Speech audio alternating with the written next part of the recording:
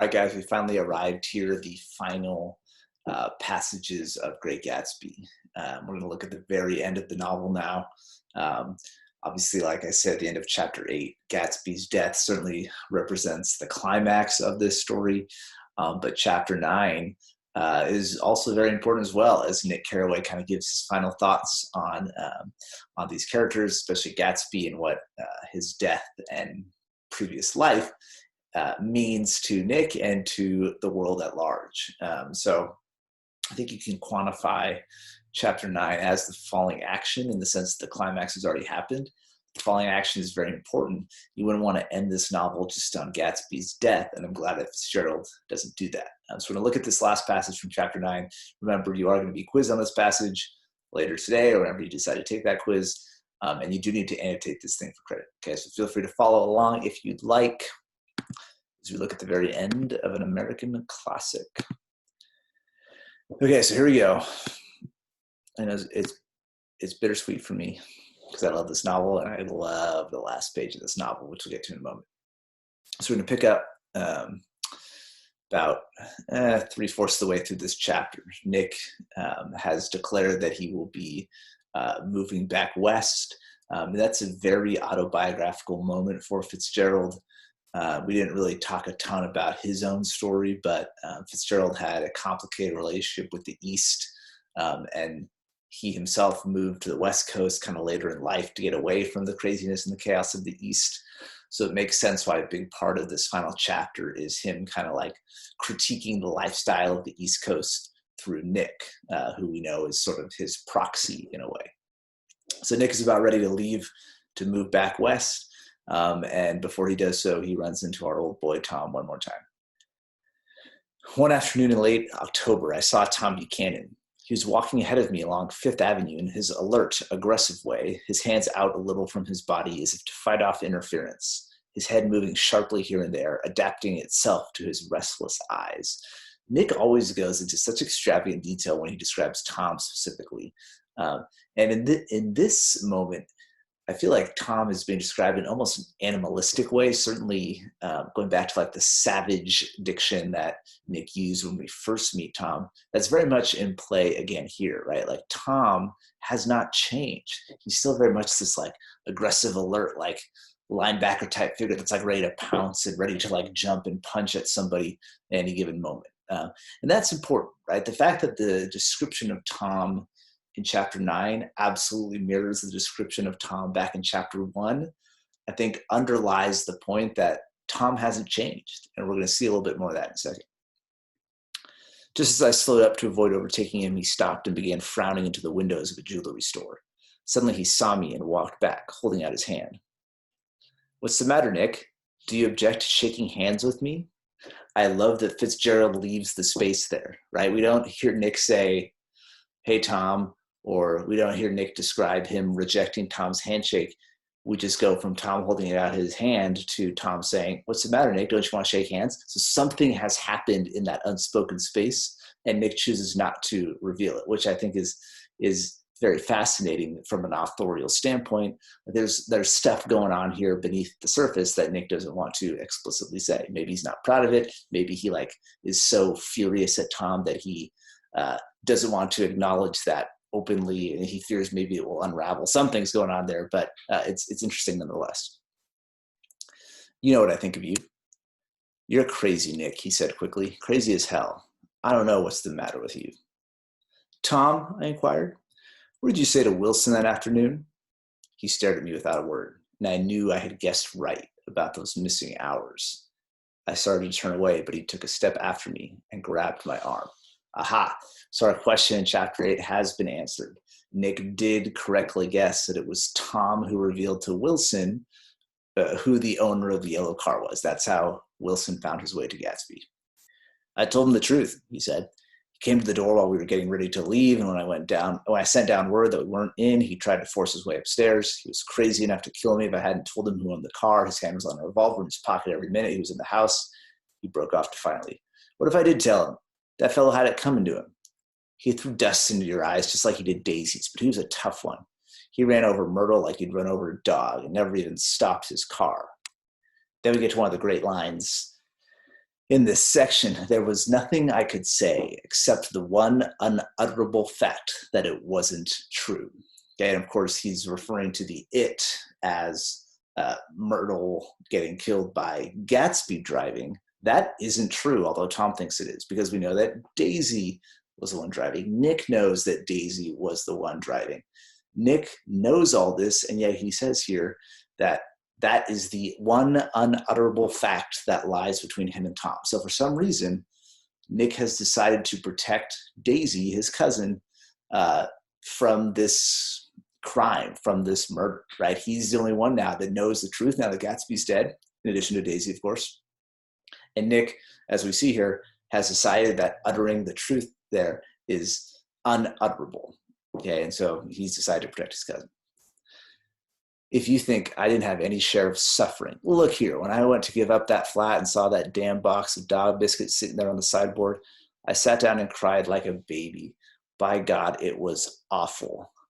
Okay, Tom, poor Tom, his mistress has died, so he has to give up the apartment that he bought for her in New York.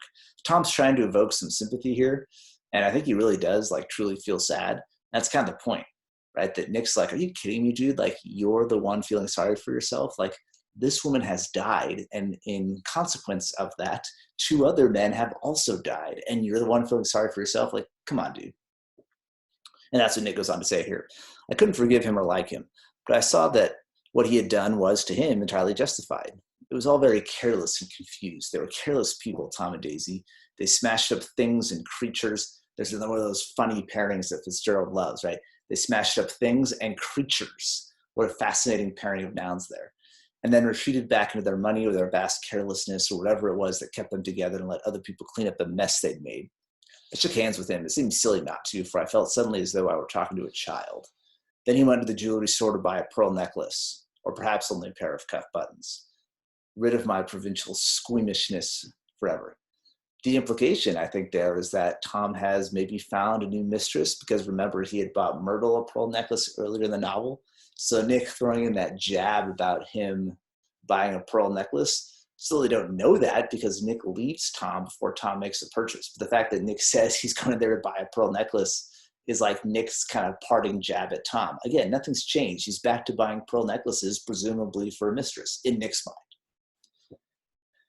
Gatsby's house was still empty when I left. The grass on his lawn had grown as long as mine. One of the taxi drivers in the village never took a fare past the entrance gate without stopping for a minute and pointing inside. Perhaps it was he who drove Daisy and Gatsby over to East Day the night of the accident. Perhaps he had made a story about it all his own. I didn't want to hear it. I avoided him when I got off the train. Nick is feeling this now. Nick has a personal connection to Gatsby that he's really feeling now that Gatsby's dead. And I think it's augmented or enhanced by the fact that other people around them see this really only as a story, a fascinating tidbit, a tabloid piece, right? And Nick can't stomach the fact that this man who symbolized and represented so much and was such an important figure in Nick's life the last year or so has just turned into another plot point in these people's lives. I'm going to skip down actually to the last page because this is the best stuff of this whole chapter. Nick goes down to Gatsby's house one last time. He does call it a huge incoherent failure of a house, which is, again, such a contrast to how we saw the house earlier in the novel, right? Earlier in the novel, the house was like an amusement park. There's lights, there's people, there's music, there's sparkles and glitters, and now it's a huge incoherent failure. And think about maybe the relationship between the house itself and the people who reside in the house. Okay, and this is a pretty common authorial tool or device in literature for the house to reflect the inhabitant of the house in some weird descriptive way. And so when things are good and Gatsby's alive and vigorous and free-spirited and feeling good about things, his house is full of life and zest and entertainment and sparkle. Remember after what goes on with Myrtle, remember his house is like musty and dark and they're like trying to find the lights and it feels very dreary and almost haunting. And now that things don't make sense anymore and Gatsby's died in this very tragic way, the house is an incoherent failure. So just sort of mirroring the trajectory of Gatsby is the house itself. Okay, so now we get to the final page. I know it doesn't quite look like the final page here, but trust me, this is the final page of the novel. Some of the more famous lines here in all of literature. There's a sports writer, sort of a role model of mine named Bill Mack, one of the great sports writers of all time. He used to write for Sports Illustrated. He was famous for being able to recite the final page of Gatsby from memory. And there's a lot going on in this language. I'm not going to break it down like piece by piece because I think that takes away from some of the holistic poetic power of these final words. But what I do want you to think of is how Nick's description here, especially of like the early settlers in America, really is reflective, maybe even symbolic of Gatsby's pursuit of Daisy. So when I read this next paragraph and the next paragraph after that, think about how when Nick talks about the early sailors arriving in America, that it's really Gatsby arriving at Daisy, if you will. Let's go. Most of the big shore places were closed now, and there were hardly any lights except the shadowy moving glow of a ferry boat across the sound. And as the moon rose higher, the inessential houses began to melt away, until gradually I became aware of the old island here that flowered once for Dutch sailors' eyes, a fresh green breast of the New World. Its vanished trees, the trees that had made way for Gatsby's house, had once pandered in whispers to the last and greatest of all human dreams. For a transitory enchanted moment, man must have held his breath in the presence of this continent, compelled into an aesthetic contemplation he neither understood nor desired. Face to face for the last time in history with something commensurate to his capacity for wonder. And as I sat there brooding on the old unknown world, I thought of Gatsby's wonder when he first picked out the green light at the end of Daisy's dock. He had come a long way to this blue lawn, and his dream must have seemed so close that he could hardly fail to grasp it. He did not know that it was already behind him, somewhere back in the vast obscurity beyond the city, where the dark fields of the Republic rolled on under the night. Man, I love this description, right? These sailors have shown up on this land and they see that America is a place of hope, of opportunity. It's a fresh green world that flowered before sailors' eyes. Okay, and there's some sort of sexual undertones in this diction, which I think confirms for us that it's really about Gatsby and Daisy. You're right, when we see that the old island flowered. Yes, maybe there were literally flowers, but flowers is very much a sexual verb that's used a lot in that context as well. The fresh green breast of the New World, again, sort of the very feminine aspect of this like new creation that these sailors have stumbled upon, as if this is Gatsby stumbling upon Daisy for the first time and seeing all the opportunity that she offers him in life. Man held his breath in the presence of this continent, similar to when Gatsby first kissed Daisy, if you remember that scene from chapter 6, and how he was like breathless at the ability to finally kiss her, to be face to face, literally as face to face as you can get with someone, with the thing that he associates the most with like wonder and joy and hope and optimism. For him, that was Daisy. Gatsby's wonder when he first picks out the green light at the end of Daisy's dock.